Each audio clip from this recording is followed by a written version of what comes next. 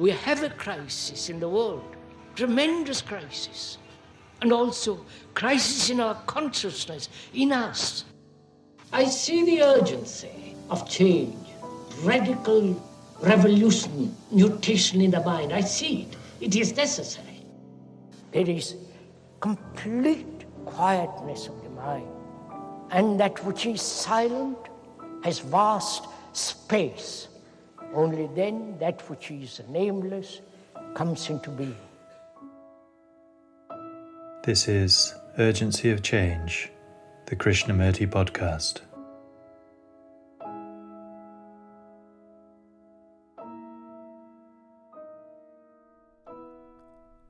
Behaviour, conduct, is very important in life. Man has lived on this earth, I don't know how many millions of years, and yet he has not learnt how to behave. Hello and welcome to episode 291 of Urgency of Change. The Krishnamurti podcast features carefully selected extracts from Krishnamurti's recorded talks.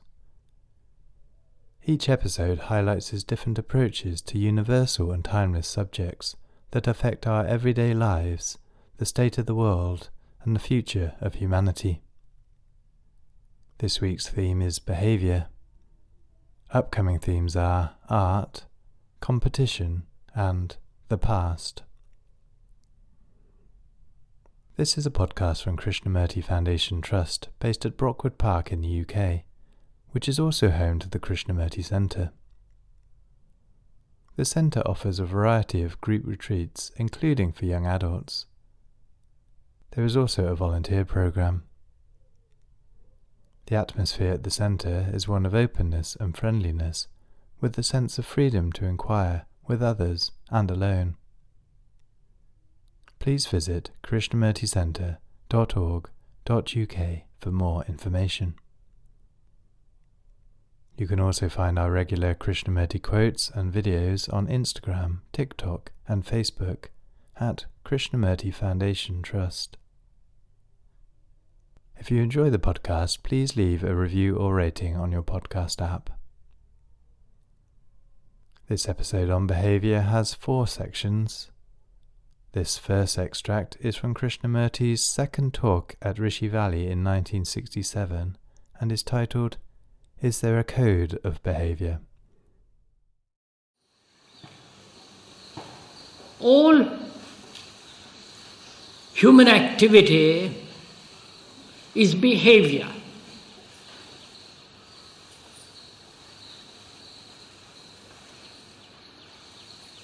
We have developed through centuries a code of conduct.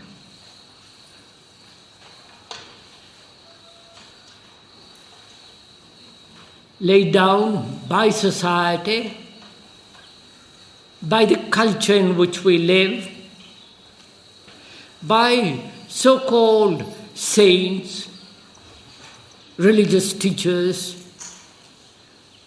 and this code, this pattern, this norm of behavior becomes traditional and automatic, that is, mechanical. This you can observe throughout the world, whether it is the Christian code, or the Buddhist, or the Hindu, or the Islamic code.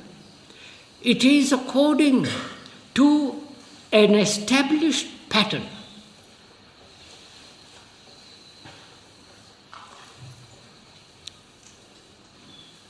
And human beings throughout the world have an ideal about conduct. An ideology, how human beings should behave. That is the norm, the formula, the accepted traditional authority among the primitive as well as the highly civilized, sophisticated industrial society. But the actuality of behavior, the everyday actual behavior, is entirely different from the ideological behavior. One can observe this not only outwardly, but for oneself.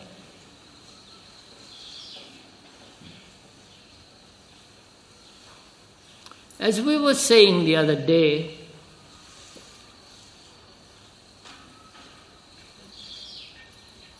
we are not merely hearing a few ideas or reasoned out conclusions and so on, but we are actually, in the very act of listening, which is different from hearing, we are experiencing actually what is going on within ourselves.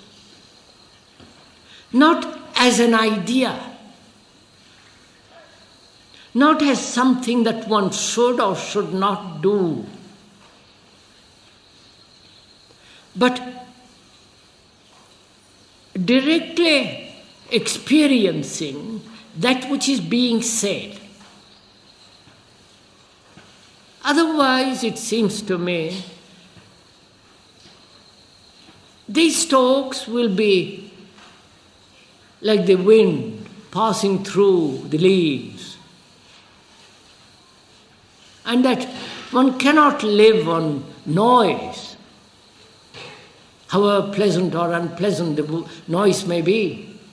One has to live, and living is behavior in relationship. And that's what we are going to discuss or talk over together this morning. So, there is a code of conduct which we, human beings throughout the world, have accepted. The traditional, the religious, the social morality, and so on. And as one observes, they become mechanical.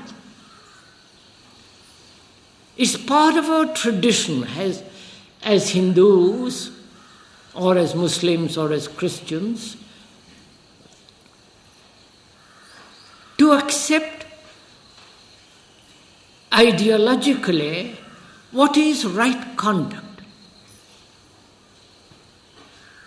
and try to live up to that standard, according to that code. That's what each one of us is doing all the time. And so, conduct becomes mechanical, behavioristic. That is, within the pattern, set down what is right behavior and what is wrong. Whether it be in the communist society or in the so-called free society.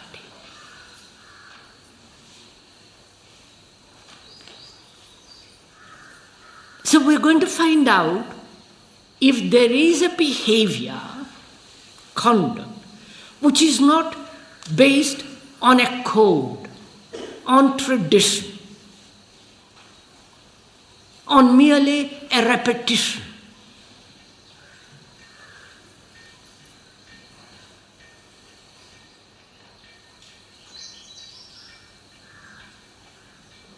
Because for most of us, life is a constant battle, is a constant struggle, a tremendous effort from the moment we wake up till we go to sleep again. And within this battlefield, which is called living, we try to set a formula, a code of conduct, how to behave every day. And following the pattern, however pleasant, however mechanical, however religious, breeds a certain automatic responses. One can observe this within oneself. So, is behavior, conduct, merely automatic, mechanical? Or is behavior something which has nothing whatsoever to do with tradition, with mechanical responses?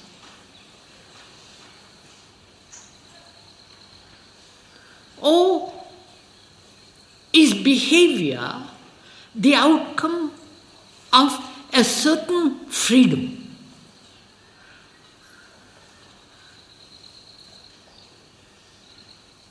If behavior is not born out of freedom, it must be always mechanical.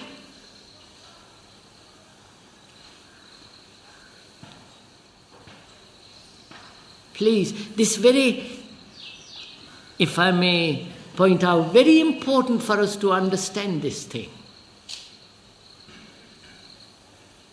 Not, I mean by that word understand, not intellectually, because there is no intellectual understanding. Either one understands it completely or not at all.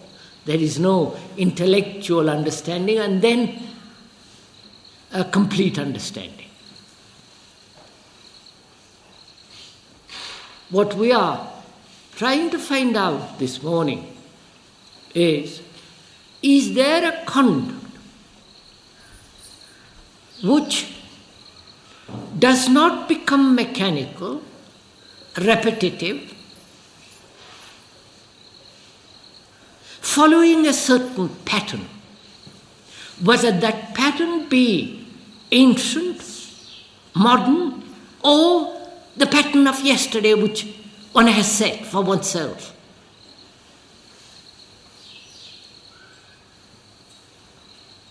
If I behave now as I behaved yesterday,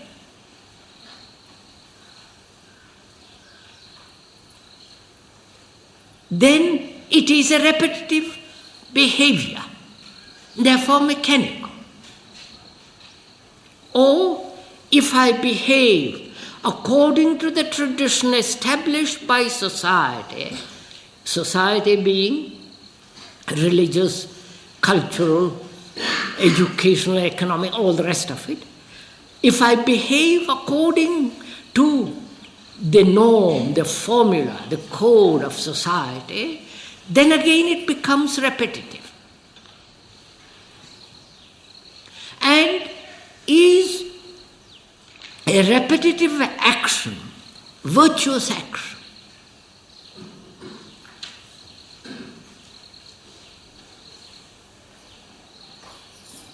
Are you following all this?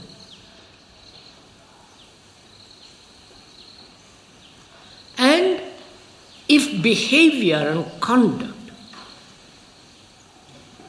are merely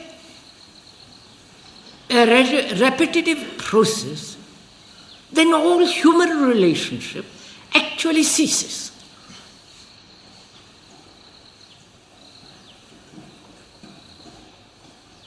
Right? If I behave mechanically every day,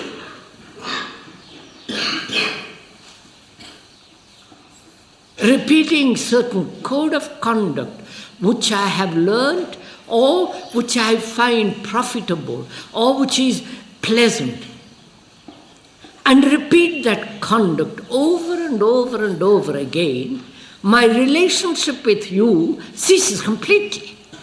I become a machine. Right?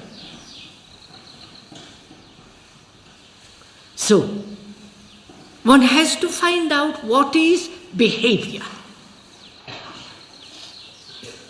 Is behavior according to the code of the Hindu, the Muslim, the Buddhist, or the Christian, or the communist?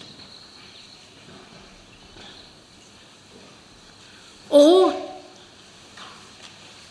is behavior beyond these nationalistic, linguistic, geographical division? I don't know if you're right. If my behavior is according to a particular culture, then I must be in opposition to other cultures. And as the world is breaking up, is no longer divided into the Hindu, the Muslim, the Catholic, and all the rest of it, is there a behavior which is completely human and yet free? You following my question?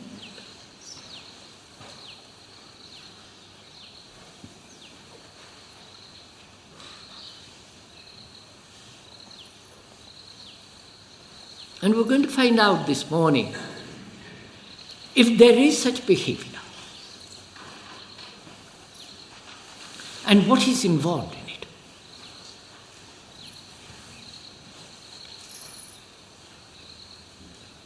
One can see that a repetitive behavior, conduct, which is doing something repeatedly, mechanically. I behaved in a certain way yesterday. It was pleasant. I think it is right. And I repeat that today. And I will repeat it tomorrow. This repetition of behavior, is it virtue?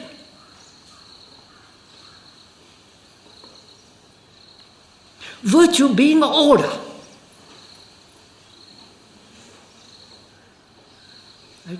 Right? A certain mechanical repetition does bring about a certain kind of order. But such order, is it not disorder? Because it is repetitive. Which is seen politically when the tyrant, when the dictatorship, when the Communist Party says you must think that way, you must behave that way, as the religious people, and so on. And repeating that, hoping to bring about order, is actually creating disorder, which is historically every day in evidence, right? Am I making myself clear? So, is order brought about by repetition, by a code, by a pattern of behavior?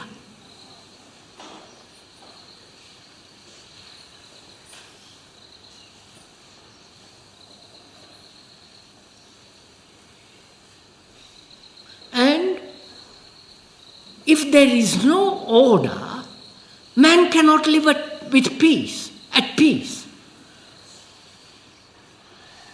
We must have order. But one sees the order can only come about when there is no disorder. I cannot pursue the pattern of order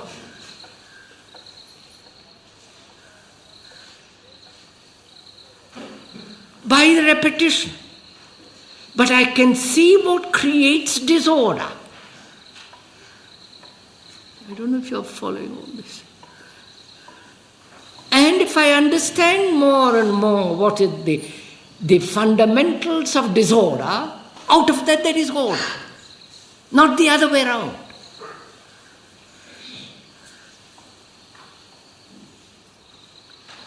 And one sees that there is disorder by this mechanical process of repetition, this repetitive mechanical process. And our conduct is based on that. I have an ideology, and according to that I try to live, which is repeating an idea. Hoping thereby I will establish an order within myself and outwardly. Is this clear? Then, how is it possible to behave without the time element? You understand all that? Time is repetition, right? What I did yesterday and giving continuity to that through today and tomorrow is time, isn't it? Is all given too difficult, abstract?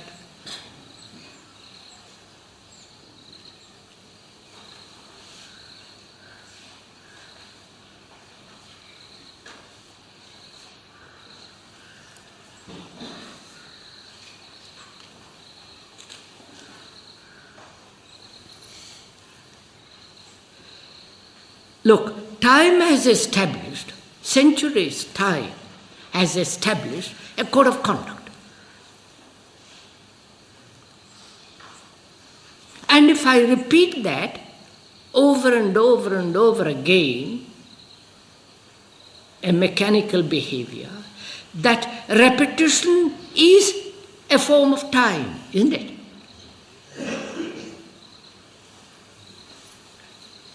So, is behavior, conduct, slave to time?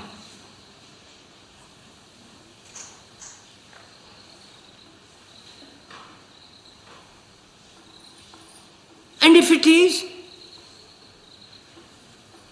that order?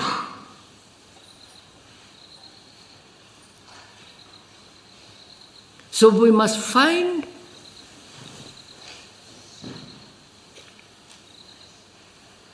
a conduct which is not of time, which is not according to any code. Otherwise, both are repetitive. I wonder if you're getting all this, right? Do tell me somebody that you do get it.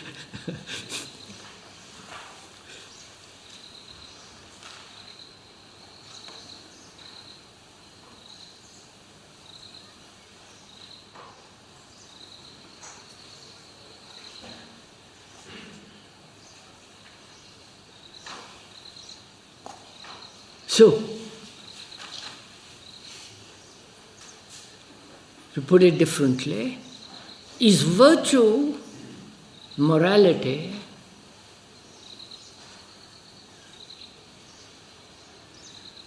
within the pattern of time?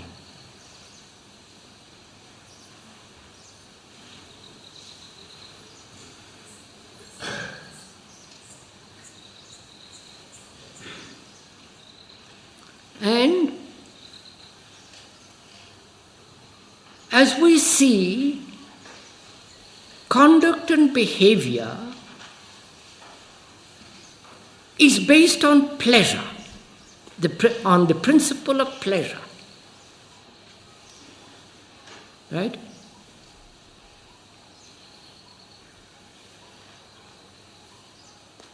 And where there is the principle of pleasure active, there is also the principle of pain active also.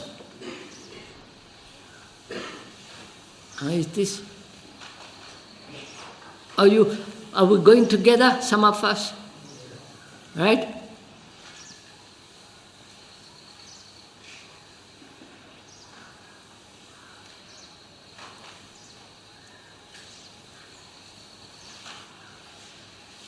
And what then is conduct, which is not repetitive, which is not according to a code, according to the tradition of 10,000 years, or the tradition which I have established for myself from yesterday's behavior. I don't know if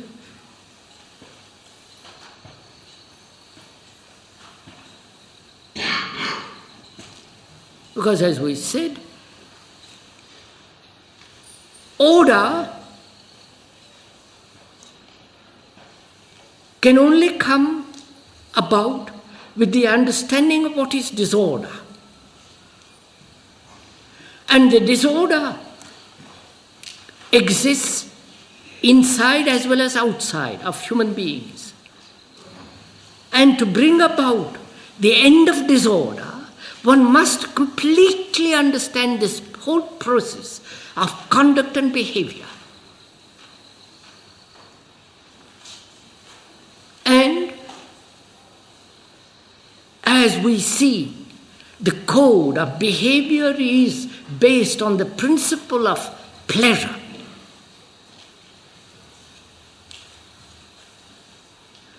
And hence also the cultivation of pain. Is there a behavior which doesn't belong to any of these categories?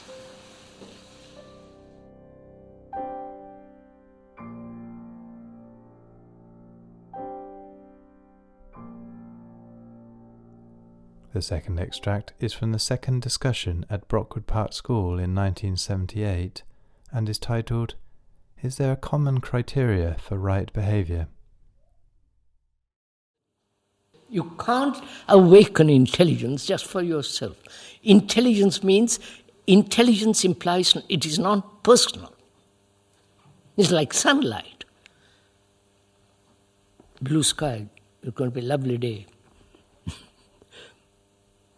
Like sunlight is for all of us. It's not for one or two. In the same way, intelligence is non-personal. It is completely outside the realm of our personal, emotional entanglements. I wonder if I can put it clean.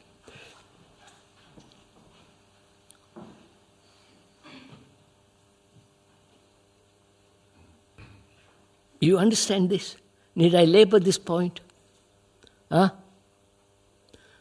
Need I elaborate this? That we cannot be intelligent in isolation.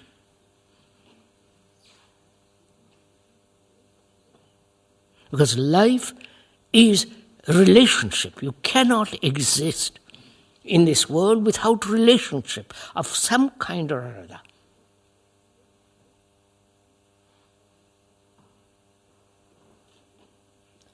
And intelligence implies that in life, that is, in our daily action, in our daily behavior, in our daily observation of the whole universe, as it were, in that, to observe, to have this quality of sensitivity is part of this intelligence. Right? Now, is this happening to you? Or are you just listening and just, like the wind that passes by?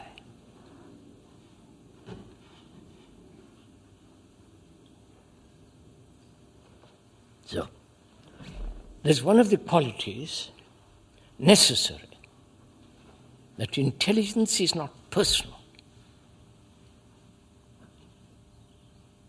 which implies the sensitivity for all of us together, living together.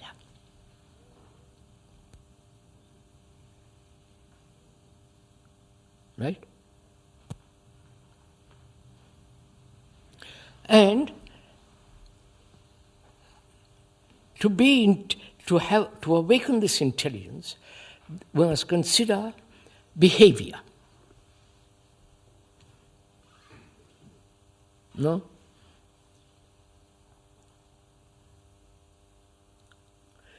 Now, is there, please listen to it, find out, I'm just asking, is there behavior which is conduct?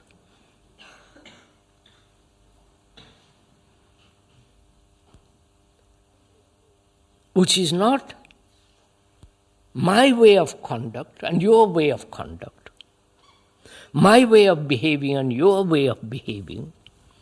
Is there a common criteria of behavior? You understand my question? Huh? This is...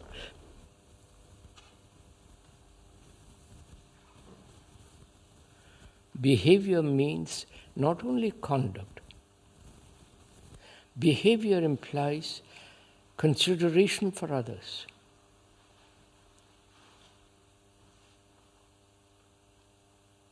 Which is part of sensitivity.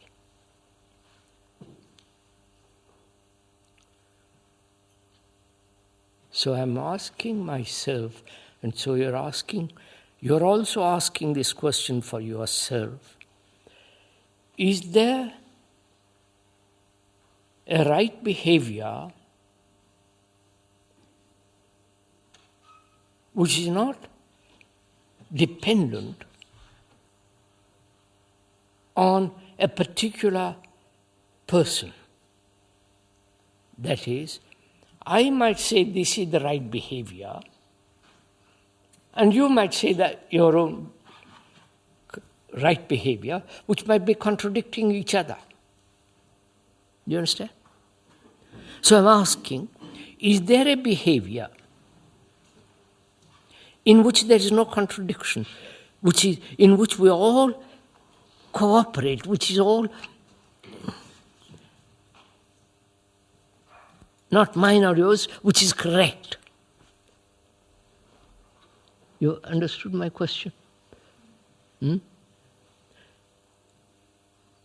That which is correct is not yours or mine.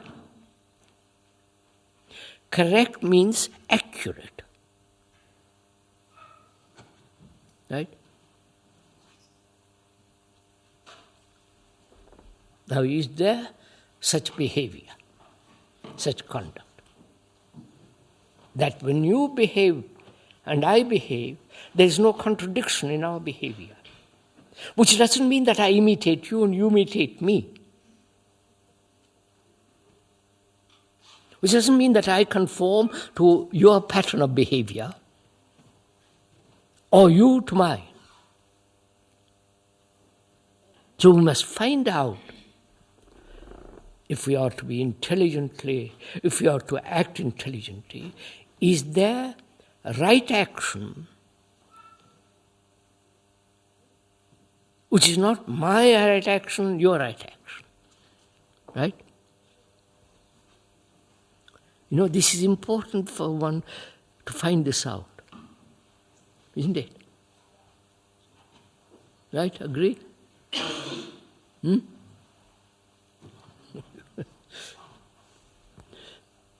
What is the right action? What is right action? Right behavior? Not the American, not the British, not the Indian, not the German, not the Russian. Not dependent on being a Catholic, Protestant, or denying both and some, but the right behavior at all times.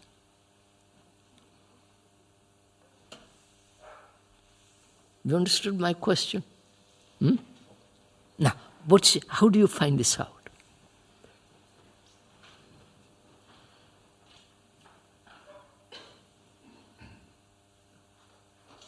How do you find out a conduct, a behavior, a way of looking, a way of acting, both in personal relationship, and so on, acting which is irrevocably right all the time? You've understood my question? Huh? Right. If you have understood it, how will you find out?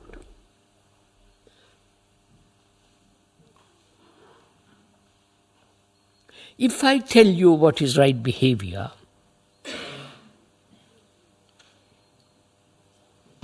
will you accept it? Of course not. You say, oh, that's you are conditioned that way. You are Victorian. We are modern generation. We are different. We are young. That you are just old-fashioned and buzz off.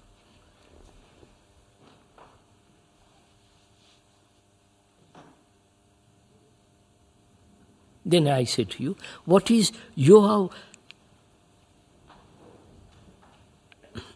you say, what is right behavior? You are young.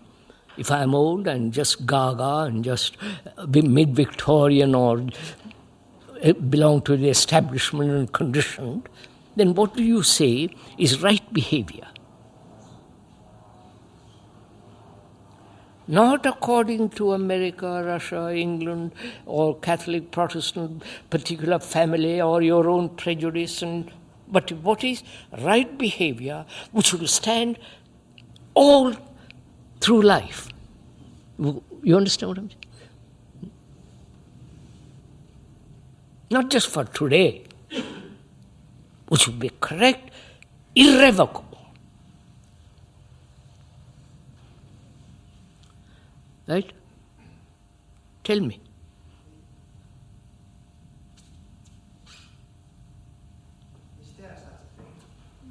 Huh? We're going to find out. Tunkia, the oldest student probably here, he's out, really. He asks, is that possible? Is there such action, behavior, conduct, a way of living that's absolutely correct, accurate, right action, which doesn't deviate under any circumstance, right action? You understand what I mean? Huh? Now, what's your answer?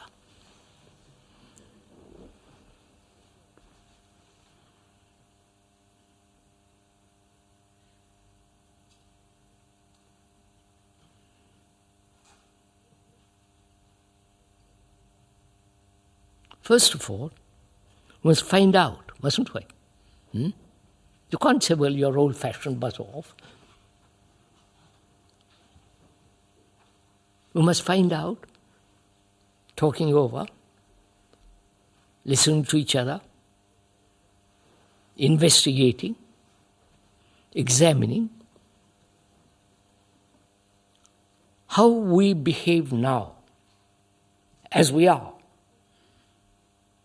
Right? We must start with what is actually taking place in our behavior. Right? You understand what I'm saying? I must start very near to go very far. Right? I can't imagine going very far when I don't know what is near. So I must start with what is actually happening. What is the nearest what's the closest form of behavior. That is, how do I behave? Right? You following what I'm saying? If I understand that, from there I can move. Have you understood what I'm saying? If I don't understand how I am behaving, how can I understand what's right behavior? So first, I must find out what actually is my behavior in daily life.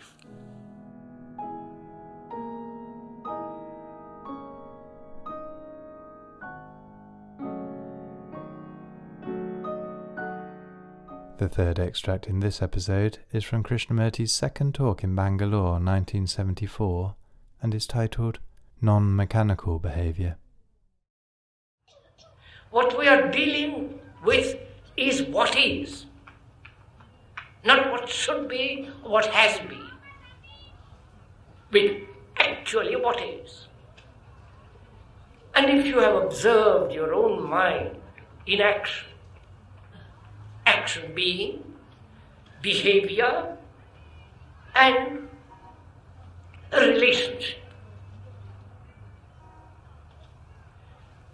in that relationship and behavior,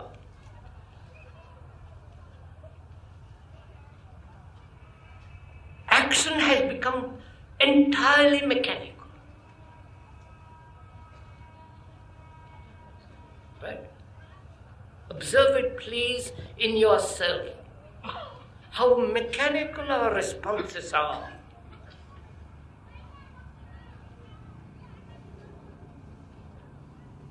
You are an Indian, and after that's finished. You are an Indian. You repeat that word. You are this or that, a communist, a socialist, whatever it is. You repeat endlessly. Because the mind, desiring security, finds that security in the field of the known, which is the past.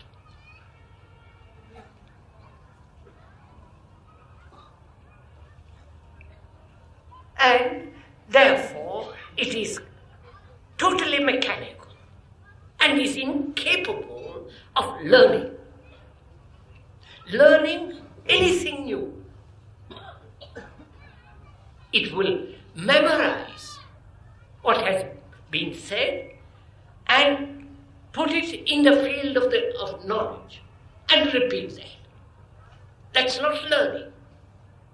Whereas learning is the freedom to listen without introducing the past thoughts, past conclusions, but actually listening. Have you ever tried to listen to your wife, to your friend, or to anybody? Or do you listen casually, knowing already what he's going to say, therefore paying very little attention? And if you listen, do you listen not only to the words and their meaning, but listen to the content of what is being said, and therefore going beyond the word? And that is real communication between the speaker and you. That is, you not only listen to the verbal expression and understand the verbal expression, if you know English, but also listen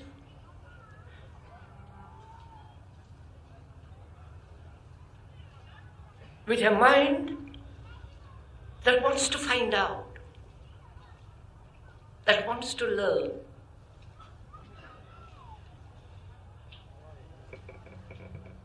If that is clear, that is, our minds, in which is included the brain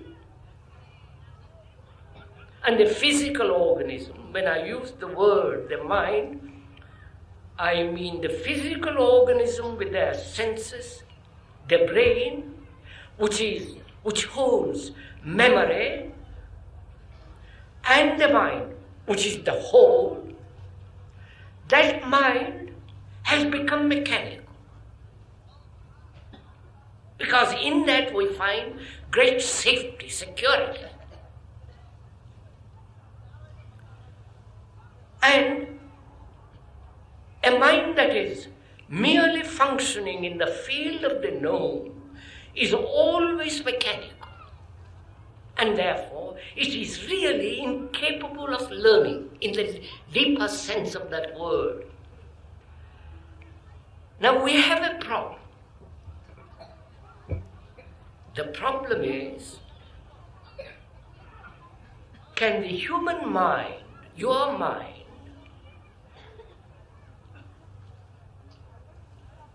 be regenerated? That is, reborn spiritually anew, so that there is a totally different kind of behavior and relationship. That is, behavior and relationship has become mechanical, both sexually, in our attitudes, in our conclusions. All of that is mechanical. Now, can that mechanical mind undergo a radical change? And that radical change must express itself in relationship and in behavior. So we're going to examine, if you will, if you have the interest, if you're not already bored, these two factors. Because all our life is based on that. Relationship and behavior. When behavior is according to a pattern, according to a conclusion, according to an ideology, it is mechanical. That's obvious. And can there be a behavior which is not idealistic, which is not based on a formula or according to a pattern? That is there an action which is not based on punishment and reward or pain and pleasure? We are going to find out if a human mind, your mind, which has been trained for centuries, a mind that is functioning mechanically, if you have observed it, your behavior to your wife, to your husband, to your neighbor, to your politician, doesn't matter who it is always based on this, on the fact of a pattern, a conclusion, an ideology, and therefore mechanical. And we're asking, is there a behavior which is conduct, which is not, which hasn't its roots in an ideology, either in the future or in the past. Therefore, an action which is immediate and therefore non-mechanical. I wonder if you understand. I hope you do, because it's the most interesting thing. At least, it is extraordinary if you go into it.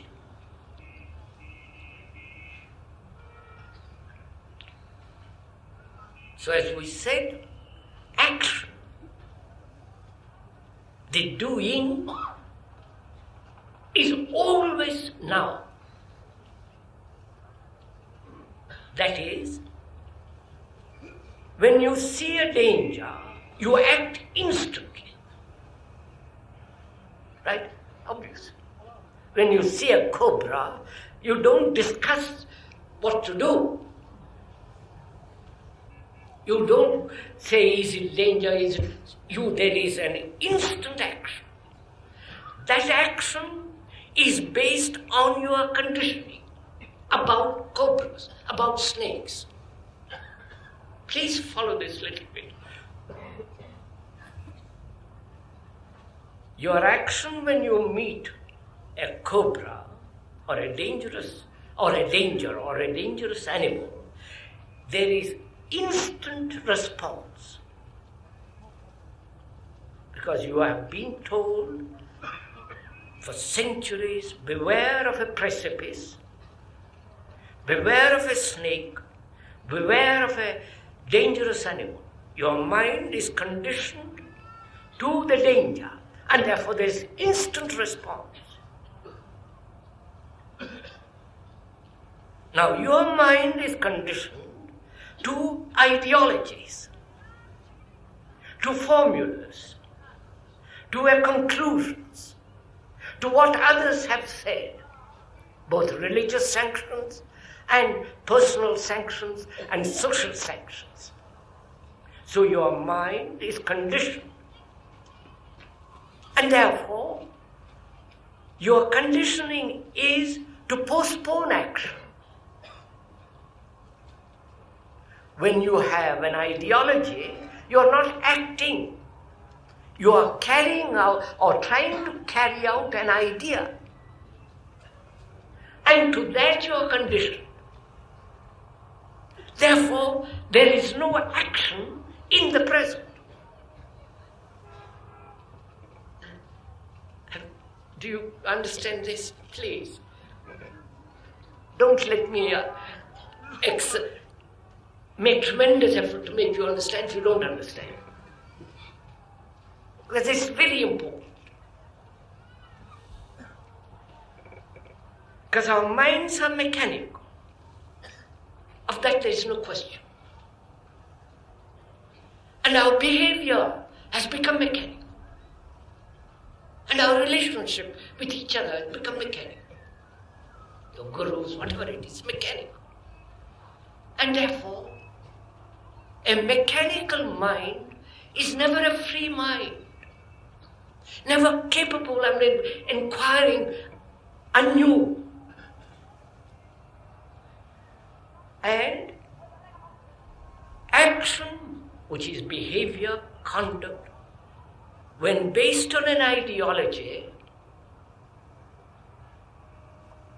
is total inaction. Idea is one thing and action is another. You are trying then to conform or modify your action according to the idea. And therefore, there is never action now. That is, we are violent people, not gentle people at all, though we talked endlessly about non-violence, being kind, generous, and all the rest of that nonsense. Actually, we are violent people. And we are conditioned to non-violence, which is a conclusion, which is an idea, which should be. That's our condition. Therefore, violence continues.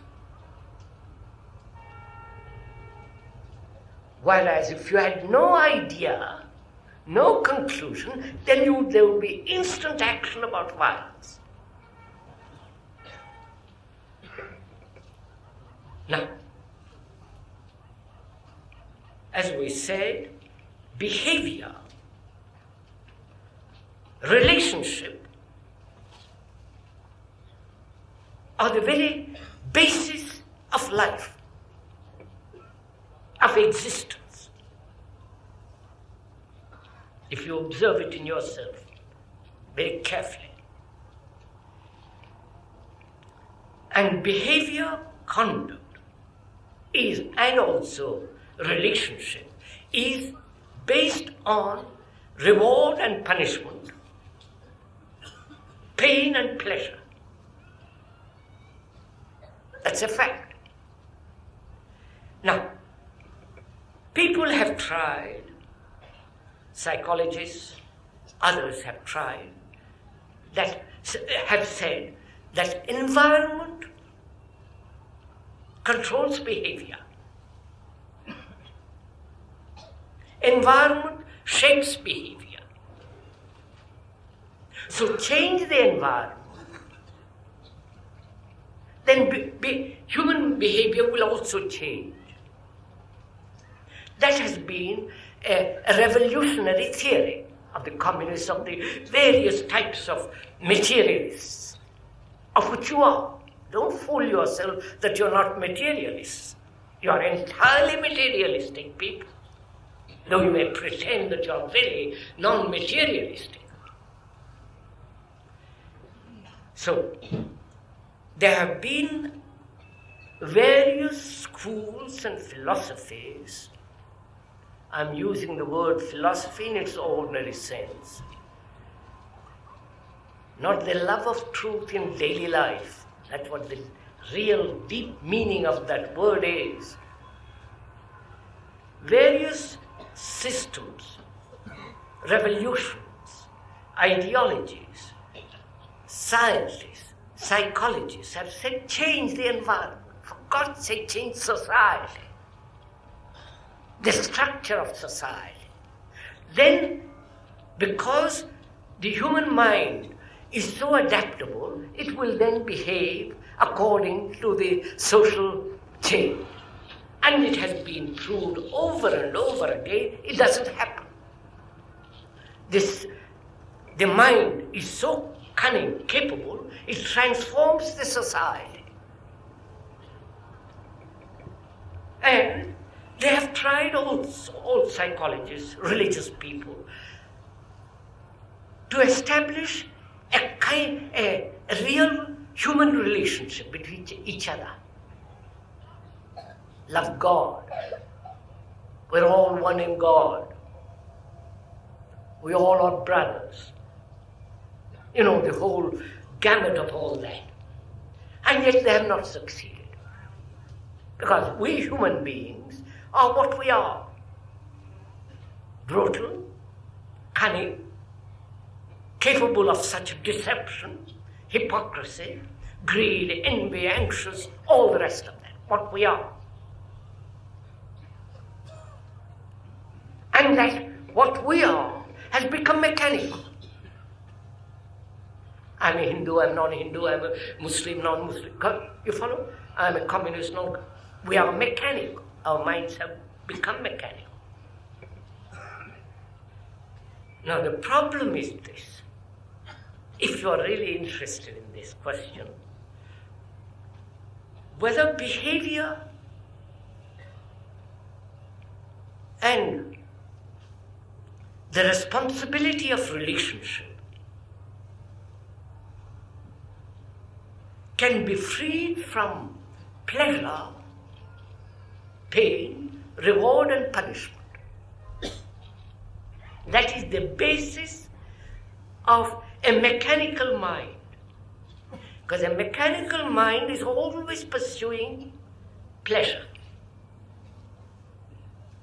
always seeking reward and afraid of punishment. If you watch yourself,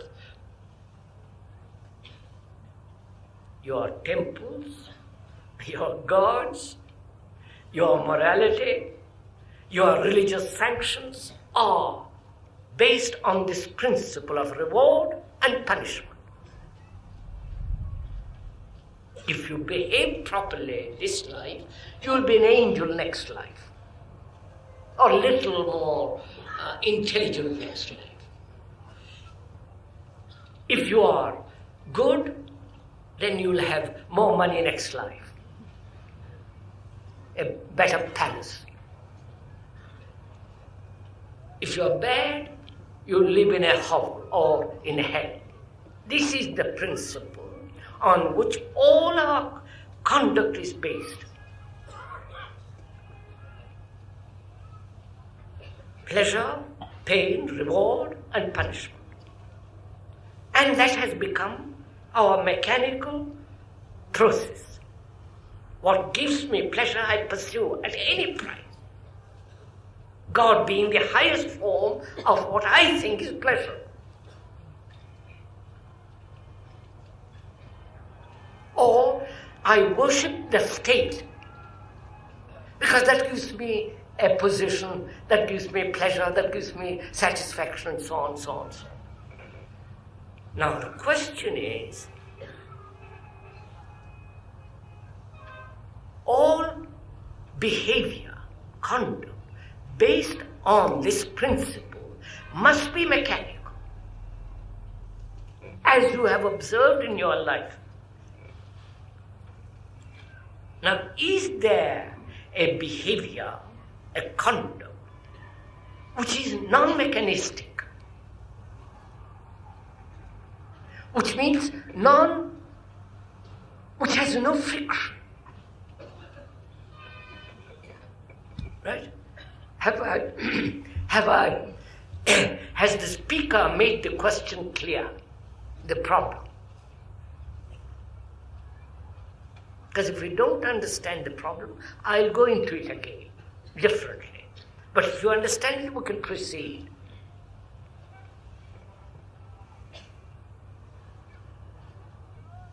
Now, what is the action or behavior or conduct which is non-mechanistic?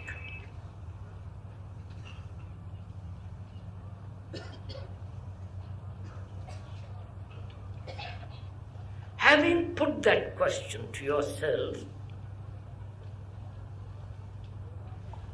if you are a materialist in the sense that matter, humanistic importance, then you will say there is nothing, or there is something, an outside agency. If we could reach that outside agency, that will bring us to an action which is non-mechanical. Therefore, you have invented the Atman, the super-consciousness, the higher self, which, when it is released, will be non-mechanistic and therefore non-materialistic. I won't ask anymore. Now, again, when you say there is as an outside agency, that's also a factor of the known. Because you have been told. Therefore, that has also become mechanical.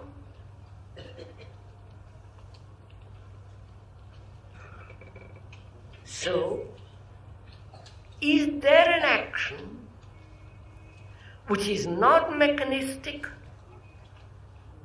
which is not based on reward and punishment? Having put that question to yourself, as I'm putting it for you, how do you find out an answer? You understand? I've asked you,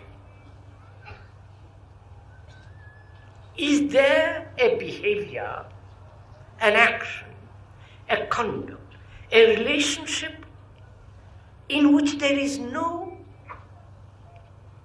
mechanistic movement at all?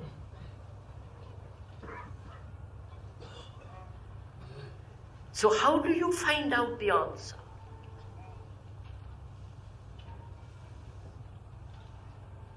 You must find out the answer.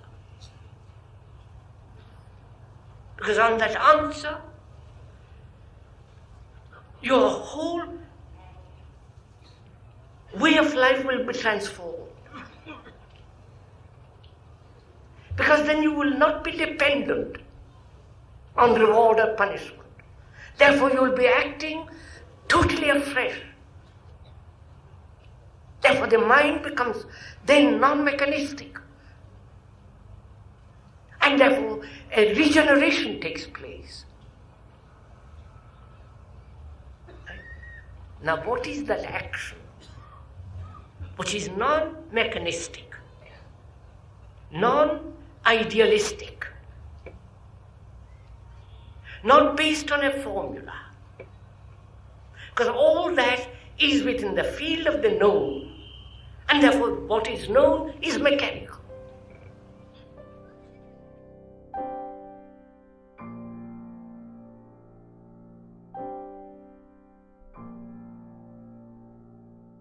The fourth and final extract in this episode is from the fourth talk in New York 1974 and is titled, Why Don't You Behave Differently? What do you mean by activity? Going to the office for 50 years of your life, day after day, and then when you retire, die? The activity of mischief, greed, envy, ambition, the activity of division between you and another, between this country and that country, the activity between the idea and action, the ideal and what is. So what do you call action? What do you call activity? Please go into it with me. You have ideals, haven't you? Unfortunately, you have. The ideals are over there, comfortably put away, and you are acting. Or you're trying to approximate your action to the ideal. And this battle, this struggle between what is and what should be, is part of your action, isn't it? Or your action is to enjoy yourself. Spend 5 days of the week in an office and 2 days of the week, enjoy yourself, drink, amuse yourself, go from this to that,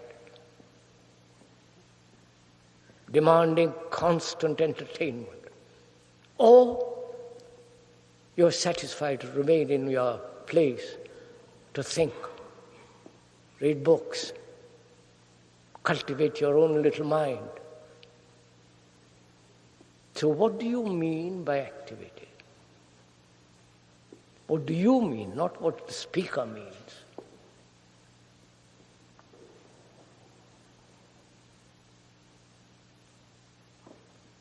If you call that action, the way we are living, with all its turmoil, with all its anxiety, with its sorrow, if you call that activity, then why don't you change it?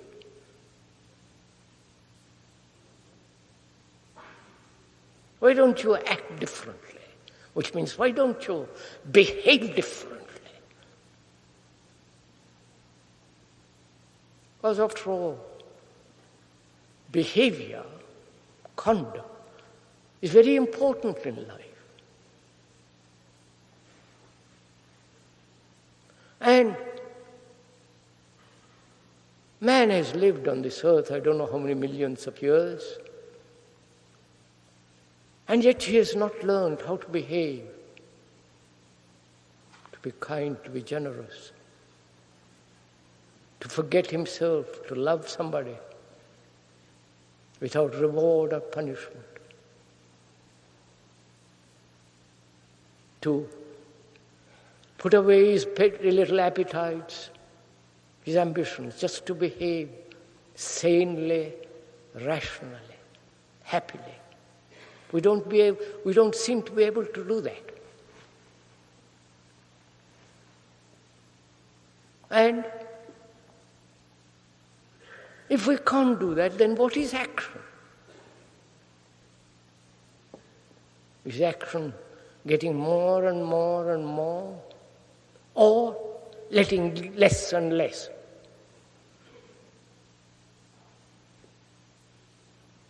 So when one inquires into this question of what is action, what is behavior, is there any behavior without reward and punishment?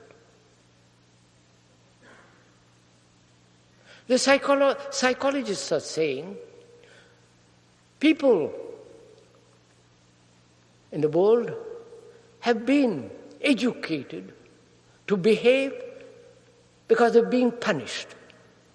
They'll be punished if they don't behave. So let us try to reward them. And then they will behave. You follow the game they play? And we poor innocent people are caught in it. Because the professionals say you will be rewarded for your good behavior. That means more money, more cars, better houses, which means destroy the earth because you're going to be rewarded. So what do you mean by action? Please, this is very important for you to find out. This is part of meditation. This is part of love. This is part of compassion to find out if you can live on this earth without hurting another, without destroying the earth for your pleasure.